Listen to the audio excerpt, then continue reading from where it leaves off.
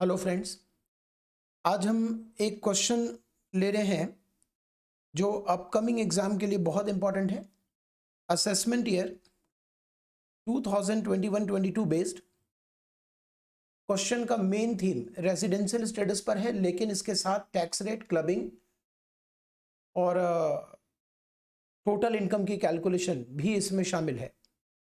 वैसे तो ये क्वेश्चन सीए इंस्टीट्यूट के साइड से उठाया हुआ है, लिया हुआ है, लेकिन ये सीए, सीएमए और सीएस तीनों के लिए इक्वली इंपॉर्टेंट है।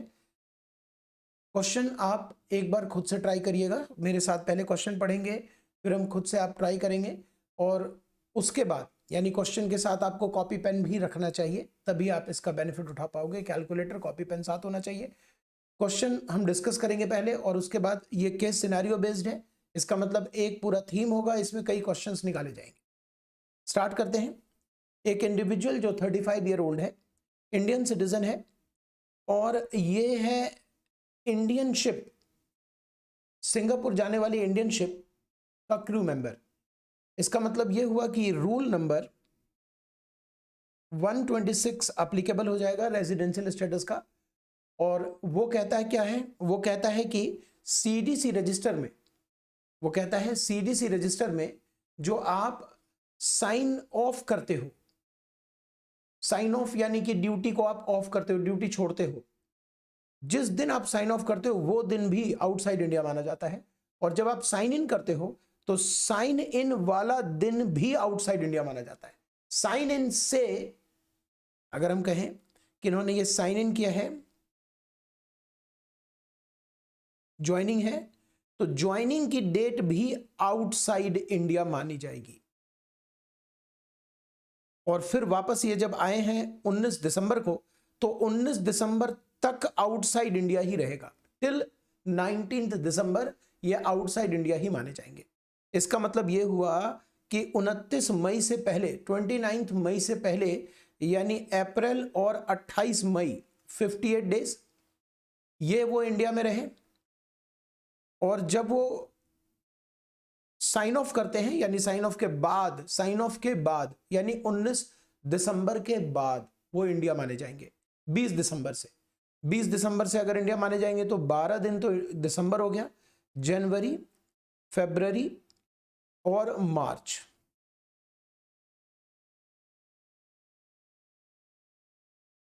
102 डेज। और यहां पर 58, 160 डेज ये इंडिया में रहते हैं। और आपको पता ही है कि ये एक्सेप्शन में आएंगे जिनको रेजिडेंट होने के लिए 182 डेज इंडिया में रहना पड़ेगा। ये 60 डेज प्लस 365 डेज की कैटेगरी में नहीं आएंगे, क्योंकि ये इंडियन शिप के कर्मचारी हैं और इंडियन सिटीजन हैं, इंडिया छोड़कर जाते हैं बाहर, इसलिए 182 डेज की कैटेगरी में आएंगे। दैट्स वाई इनका रेजिडेंशियल स्टेटस यहां क्या बन गया, नॉन रेजिडेंट का। अभी हमने क्वेश्चन नहीं देखा, सिर्फ मतलब क्वेश्चन की रिक्वायरमेंट नहीं देखी, सिर्फ अभी क्वेश्चन पढ़ रहे हैं। आगे पढ़ते हैं, क्या कहता है। लास्ट के 4 साल ये 400 दिन इंडिया में रह रहे हैं, कोई बात नहीं। 7 साल में 750 दिन इंडिया में रह रहे हैं। जब हमने इनका एनआर स्टेटस बना लिया तो इन सब जो जानकारी है उसका कोई मतलब नहीं रहता। आगे लिखा है ड्यूरिंग द प्रीवियस ईयर 20-21, यानी AY 21-22 के लिए ये क्वेश्चन है। During the previous year 20-21 salary receive कर रहे हैं 7,20,000 in his NRE account maintain with SBI Chennai branch. बेटा एक सर्कुलर है CBDT का एक सर्कुलर है जिसके मुताबिक जो भी इंडियन शिप के कर्मचारी हैं जो बाहर जॉब करते हैं, बाहर अर्न करते हैं, अगर वो पैसा NRE अकाउंट में डलवाएंगे, NRE account Indian bank maintain करती है, नॉन रेजिडेंट एक्सटर्नल अकाउंट। अगर ये इंडियन बैंक के साथ NRE अकाउंट डलवाएंगे, NRE अकाउंट में पैसा डलवाएंगे, तो वैसे तो अगर हम इसे प्लेन देखें, सिंपल देखें, तो इंडिया के बैंक में ये पैसा रिसीव हुआ है। लेकिन CBDT के सर्कुलर के मुताबिक ये माना जाएगा कि ये इंडिया में रिसीव नहीं हुआ है, ये माना जाएगा कि ये इंडिया में रिसीव नहीं हुआ है। ध्यान रखिएगा, माना जाएगा कि 7,20,000 जो इनको सैलरी मिली, ये सिर्फ सैलरी के लिए है। ये CBDT का सर्कुलर सिर्फ सैलरी पर एप्लीकेबल है। ये माना जाएगा कि सैलरी इनको आउटसाइड इंडिया मिली है। जो भी सैलरी इन्होंने बाहर अर्न की, बाहर रिसीव किया, सिर्फ एनआरई अकाउंट में रिसीव करने की वजह से इंडिया में रिसीव नहीं माना जाएगा। अगर हम प्लेन रीडिंग करें तो एनआरई अकाउंट में जो भी पैसा रिसीव होता है वो इंडिया में रिसीव माना जाता है, अगर डायरेक्ट रिसीव किया हो तो। यहां पर इन्होंने डायरेक्ट रिसीव जरूर किया लेकिन ये एक्सेप्शन में आता है, इसलिए ये income not received in India है और अर्न भी आउटसाइड इंडिया हुआ, इसलिए ये नॉन रेजिडेंट के लिए टैक्सेबल नहीं होगा। रिक्वायरमेंट अभी भी हमने नहीं देखी है। He also furnished detail of other income earn during the previous year 2020-21 dividend declared and received in the month of April 2020 from X Limited Indian Company। जरा इस पर हम डिस्कशन कर ले। बताइए, डिविडेंड 2021-22 AY से from 21-22 AY dividend is taxable, dividend is taxable. ये इतना आसान क्वेश्चन नहीं है। इसमें जब भी केस सिनेरियो का क्वेश्चन होगा तो आप किसी एक चैप्टर पर या एक टॉपिक पर बेस्ड नहीं रहेंगे, इसीलिए आने वाला जो ट्रेंड है हमारा वो केस सिनेरियो बेस्ड होने वाला है, क्योंकि केस सिनेरियो ने एग्जामिनर को, खासतौर पे जब ऑनलाइन एग्जाम होता है, एग्जामिनर के पास बहुत वाइडर स्कोप आ जाता है कि वो कुछ भी पूछे, एक क्वेश्चन में कई क्वेश्चंस वो इंसर्ट कर सकता है। अब यहां आप शायद ध्यान नहीं दे रहे, दोबारा देखिए, डिविडेंड डिक्लेयर्ड एंड रिसीव्ड, पहली बात तो डिविडेंड टैक्सेबल है ये, दूसरी बात यहां लिखा हुआ है dividend declared and received. Dividend received लिखा हुआ है, इसका मतलब क्या, यहां पर सेक्शन 194 के अकॉर्डिंग टीडीएस प्रोविजन का भी ध्यान रखना पड़ेगा। जब हम आईएफओएस पढ़ते हैं तो हम देखते हैं कि अगर कोई इंटरेस्ट और डिविडेंड रिसीव्ड शब्द से हमारे क्वेश्चन में आए तो हम इसे नेट ऑफ टैक्स माने, नेट ऑफ टीडीएस माने। तो क्या ये नेट ऑफ टीडीएस है 90,000? अगर आंसर है यस, तो 194 सेक्शन कहता है 10% TDS is required to be deducted from dividend income. तो बताइए, यहां पर अगर हम देखें तो ग्रॉस हमारी कितनी हो गई इनकम, 1 लाख रुपए डिविडेंड। अभी हमने रिक्वायरमेंट नहीं पढ़ा, क्वेश्चन को सिर्फ क्वेश्चन का मंथन कर रहे हैं, हम देख रहे हैं कि क्वेश्चन में और कौन कौन सी चीजें हैं। ऐसे आपको एग्जाम में भी तैयार रहना पड़ेगा।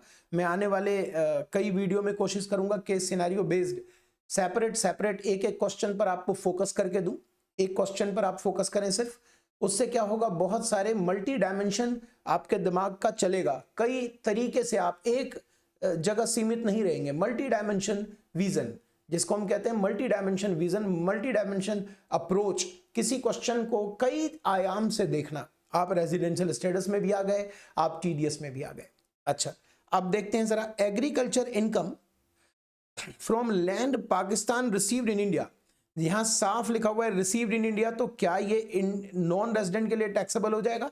यस, ये नॉन रेजिडेंट के लिए टैक्सेबल हो जाएगा। एग्रीकल्चर इनकम है, क्या ये सेक्शन 10(1) में एग्जम्प्ट होगा? नहीं, क्योंकि 10(1) के लिए land must be situated in India होना चाहिए, चाहे इंडिया में रूरल एरिया हो या urban area. Agriculture income exempt है दोनों एरिया के लिए, लेकिन land must be situated in India होना चाहिए। तो ये टैक्सेबल क्यों हुआ? बिकॉज ऑफ रिसीव्ड, अर्न तो बाहर है बट रिसीव्ड इंडिया में है। Rental income from property in Chennai 3,60,000, यहां भी देखिए एग्जामिनर ने क्या होशियारी की, रेंटल इनकम दे दी, रेंटल इनकम दे दी बेटा, इनकम फ्रॉम हाउस प्रॉपर्टी नहीं दिया। क्या ये चेन्नई में प्रॉपर्टी है? हाँ। क्या नॉन रेजिडेंट के लिए भी टैक्सेबल होगा? यस। अब बताइए मुझे, क्या आप इसे जीएवी मानेंगे?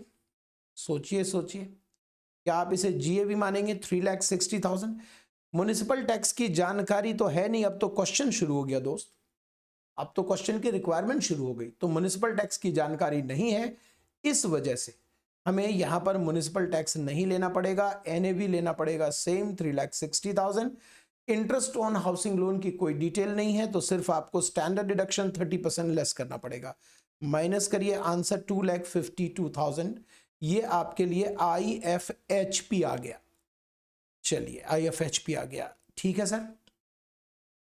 अब हम देखें, इसीलिए मैंने चुना एक ही क्वेश्चन उठाएंगे, लेकिन एक क्वेश्चन को स्टूडेंट को जब भी मौका मिले जबरदस्त तरीके से रिवीजन हो जाए।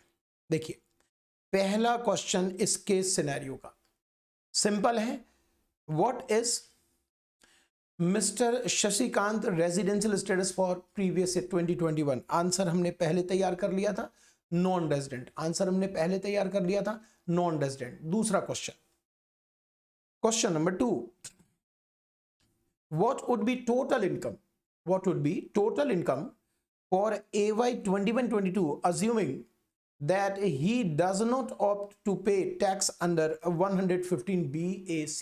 115 BAC जिसका वीडियो मैं जल्दी ही डालूंगा। 115 BAC, 115 BAC में अगर आप ये बेनिफिट ऑप्ट करते हो तो स्लैब तो रिड्यूस हो जाता है, लेकिन बहुत सारे बेनिफिट्स आपके छीन लिए जाते हैं। फिलहाल इसमें कोई वैसा बेनिफिट्स मुझे दिख नहीं रहा था जो छीना जा सके, लेकिन वो ऑप्ट ही नहीं कर रहे। जब ऑप्ट ही नहीं कर रहे तो टोटल इनकम हमारी कितनी हो जाएगी?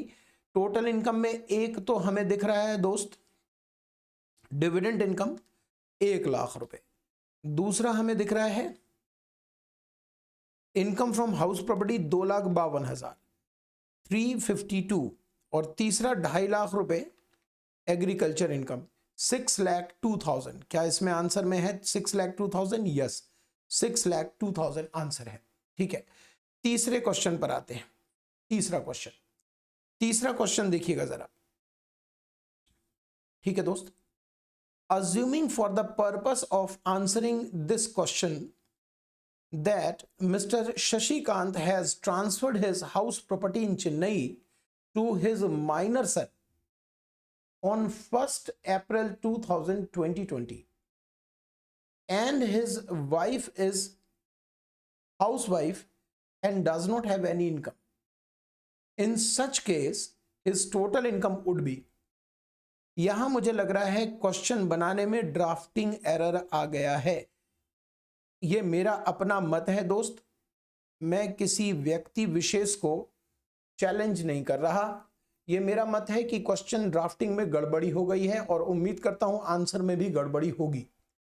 रीजन कैसे मैंने सोचा, इन्होंने शशिकांत की पत्नी की डिटेल दे दी। मेरे ओपिनियन से अगर कोई व्यक्ति हाउस प्रॉपर्टी अपने माइनर सन को ट्रांसफर करता है विदाउट एडिक्वेट कंसिडरेशन, गौर कीजिएगा मैं WA से लिख रहा हूं in short, without adequate consideration.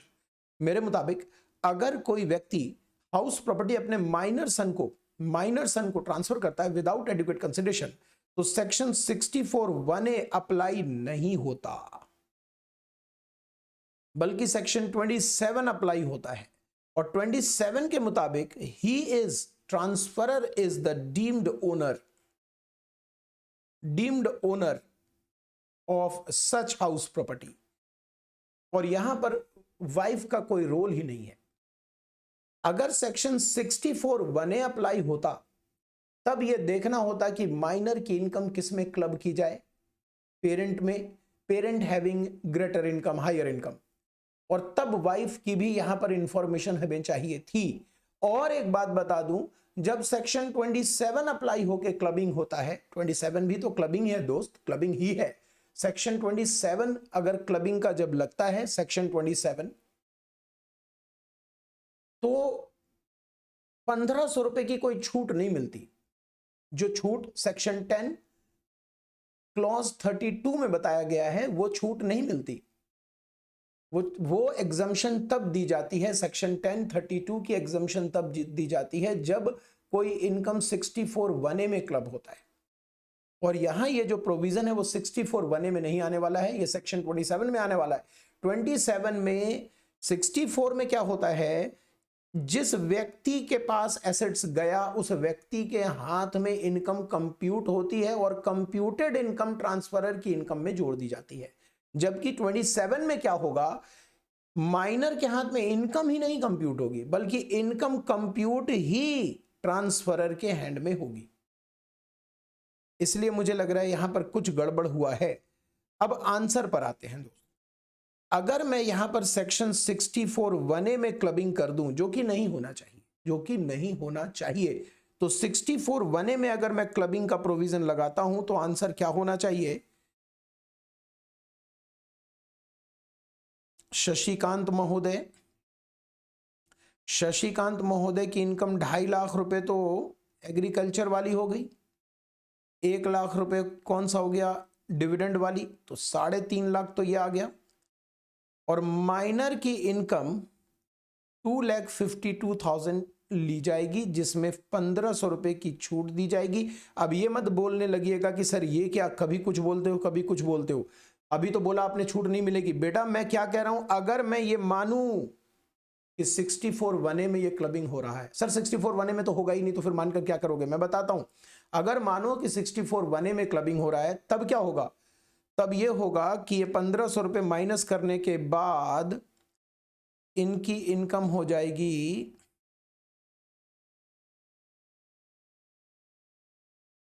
6,05,000, ये आंसर।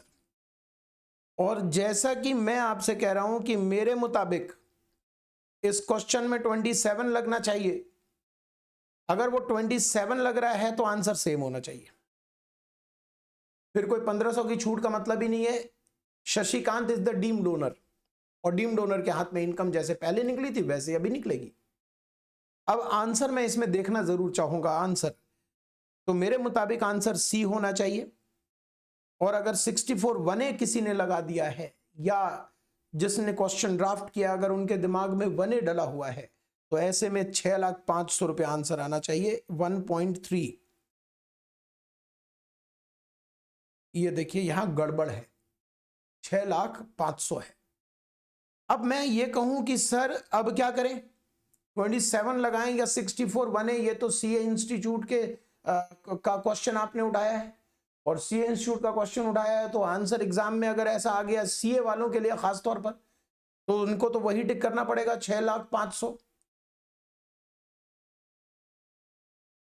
अब कह नहीं सकता मैं क्या करूं इसमें। मेरे मुताबिक आंसर ये है, अगर मैं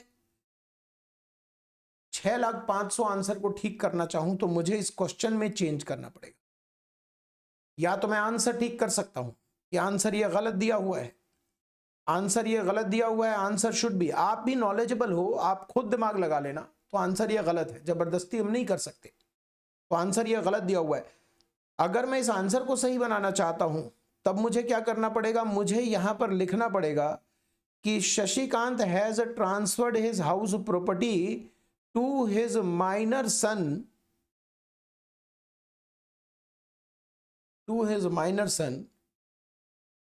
फॉर एडिक्वेट कंसिडरेशन, या एट फॉर एडिक्वेट कंसिडरेशन, या एट फेयर मार्केट वैल्यू। जब मैं इस बात को लिख दूंगा, अब ये क्वेश्चन ड्राफ्ट हो जाएगा, तो अगेन ये क्वेश्चन और डिफिकल्ट हो गया। अगर आपने ध्यान से नहीं पढ़ाई की है तो आपका मत होना चाहिए कि ये क्लब नहीं होगा अब सर, क्योंकि ये तो मार्केट वैल्यू पर ट्रांसफर हुआ। लेकिन आपको मैं बता दूं कि अगर विदाउट एडिक्वेट ट्रांसफर किया जाए, ध्यान से सुनिएगा, अगर एक व्यक्ति, ये एडवांस लेवल है, वैसे तो फाइनल लेवल के लिए होना चाहिए जो मैं अब बोलने जा रहा हूं, अगर एक व्यक्ति हाउस प्रॉपर्टी ट्रांसफर करता है विदाउट एडिक्वेट कंसिडरेशन अपने माइनर को, तो सेक्शन 27 लगेगा। और 27 में क्या होगा वो आपको मालूम है। अगेन अगर दूसरा व्यक्ति हाउस प्रॉपर्टी ट्रांसफर करता है with adequate consideration eight fair market value minor को, तो ये ना समझ लें कि क्लबिंग नहीं होगा, क्लबिंग 64(1)A में होगा, बिकॉज 64(1)A कहता है कि एडिक्वेट हो या विदाउट एडिक्वेट हो। अगर माइनर अपनी स्किल से कमा रहा है तो एक क्लब नहीं होगा, माइनर अपाहिज है तो क्लब नहीं होगा, otherwise in all cases club हो जाएगा। तो यहां पर ना माइनर अपाहिज है और ना ही इस मकान का किराया वो अपने स्किल से कमा सकता है, बिकॉज माइनर के पास इन्वेस्टमेंट की स्किल नहीं होती, ऐसा माना जाता है लॉ में। भले ही उसने अपने सोच विचार से किया हो, लेकिन ऐसा माना जाता है। इसका एग्जाम्पल भी मैंने कराया था। तो ऐसी परिस्थिति में 64(1)A लग जाएगा, और यह आंसर, तब मैं कहूंगा कि यह आंसर सही हो जाएगा। तो या तो आप आंसर सही कर लें या क्वेश्चन सही कर लें, एग्जाम में आएगा तो सर अब हम क्या करेंगे ये हमको बता दो। इसमें मैं कुछ नहीं बताने वाला, सेम क्वेश्चन आ गया तो 6,05,000 टिक करके आ जाना। लेकिन नॉलेज तो नॉलेज है ना बेटा, गलत तो नहीं दे सकता मैं। आंसर देखकर मैं ये तो नहीं बोल सकता कि नहीं नहीं बेटा 6,05,000 ही सही है। आंसर तो 6,02,000 ही सही है। मेरे हिसाब से। नेक्स्ट पर आते हैं, कंट्रोवर्शियल छोड़ दिया, क्या करें, कुछ चीजें ऐसी भी होती हैं, इसको हम कुछ नहीं कर सकते। मेरा विचार, मेरे ओपिनियन से, अब मैं अगर बोलूंगा भी, मेरे स्टूडेंट्स सभी होते तो मेरी बात वो मान भी लेते, लेकिन आप सब जो वीडियो देख रहे हैं वो मेरे स्टूडेंट्स तो नहीं है, ये तो यूट्यूब के अपलोड करने के लिए डलवाए। तो ऐसी परिस्थिति में तो ऐसा नहीं है कि सब मेरी बात मान ही लेंगे, इसलिए आप अपने हिसाब से निर्णय, डिसीजन लीजिएगा आप। और अच्छा क्या होगा कि इसी बहाने आप 64 1A को थोरो रीड करें, थोरो स्टडी करें। आपने जैसे भी पढ़ा, जहां से भी पढ़ा, आप 64 1A निकालें और उसकी स्टडी करें अच्छे से, 27 निकालें, उसकी भी स्टडी करें, और तब विचार करें कि मैं जो बोल रहा हूं वो सही है या नहीं। Next, mister Shashikant would like to minimise his tax liability. बहुत अच्छा क्वेश्चन आ गया। टैक्स लायबिलिटी ये मिनिमाइज करना चाहते हैं, टैक्स लायबिलिटी मिनिमाइज करना चाहते हैं और आपसे कंसल्ट कर रहे हैं कि बताइए सेम प्रीवियस ईयर के लिए टैक्स लायबिलिटी उसकी क्या होगी। मिनिमाइज कैसे पॉसिबल है? सिर्फ एक ऑप्शन है आपके पास, 115 BAC। इस क्वेश्चन को सिंपल माना जाए, आने वाले क्वेश्चंस और भी कठिन हो सकते हैं, मैं देखता हूं कौन से क्वेश्चन आपको कराने दूं, बढ़िया क्वेश्चन ढूंढ के लाऊंगा, क्योंकि ऐसा क्वेश्चन होना चाहिए एग्जाम के दृष्टिकोण से। हमें तैयारी करने के लिए एग्जामिनर जो भी पूछे, हमें तैयारी ऐसी करनी चाहिए जिस क्वेश्चन में 115 BAC अगर लगा तो TTI कंप्यूटेशन में भी फर्क पड़ जाए। इस क्वेश्चन में कोई फर्क नहीं पड़ रहा, इस क्वेश्चन में TTI कंप्यूटेशन में कोई फर्क नहीं पड़ रहा, लेकिन हमें ऐसा क्वेश्चन ढूंढना पड़ेगा। देखूंगा मैं आने वाले वीडियो में, कोशिश करूंगा अपलोड करने की, जिसमें TTI में भी फर्क पड़ जाए और टैक्स लायबिलिटी में तो फर्क पड़ेगी। टैक्स लायबिलिटी इसके अंदर क्या है, इस क्वेश्चन में TTI सेम रहेगा दोस्त, 6,02,000 जो हमने निकाला था पीछे, 6,02,000 निकाला था ना बेटा, इसमें यही रहेगा same tax liability, total income. अब टैक्स लायबिलिटी पर आते हैं। 115 BAC कहता है कि 2.5 लाख तक निल, 2.5 लाख से 5 लाख तक तो 5% रहेगा। इसका मतलब कि 5 लाख तक जो हम जानते हैं वही रहेगा, आगे चेंज हो जाता है। 5 लाख से 10 लाख हम 20% जानते हैं, जबकि ये लोग कह रहे हैं 5 लाख से जो नया स्लैब आया, 5 लाख से 7.5 लाख तक 10%, 7.5 लाख से 10 लाख तक 15%, 10 लाख से 12.5 लाख तक 20%, फिर 25 और फिर 30, ऐसे 2.5 लाख बढ़ा रहे हैं। तो बताइए इस क्वेश्चन में अगर हम देखेंगे तो 12,500 तो 5 लाख तक आ गया, और 5 लाख के ऊपर कितनी इनकम है, 1,02,000, इस पर 10%, 10,200, 22,700 और 4% health education cess is equal to 23,608। 23,608 नहीं है because of round off concept. Round off concept क्या कहेगा, 23,610, और 23,610 ये हमारा आंसर सही हो जाएगा। तो एक कंट्रोवर्शियल रहा, बाकी सब हमने, उम्मीद करता हूं मैं कि आपका एक छोटा सा ही सही रिवीजन कराया। नेक्स्ट वीडियो नेक्स्ट क्वेश्चन के साथ मिलेंगे, देखते हैं कौन सा क्वेश्चन इसके लिए पिक करूंगा मैं। बढ़िया क्वेश्चन होना चाहिए, सिंपल क्वेश्चन तो आप भी कर लोगे। मिलते हैं नेक्स्ट वीडियो में, बाय।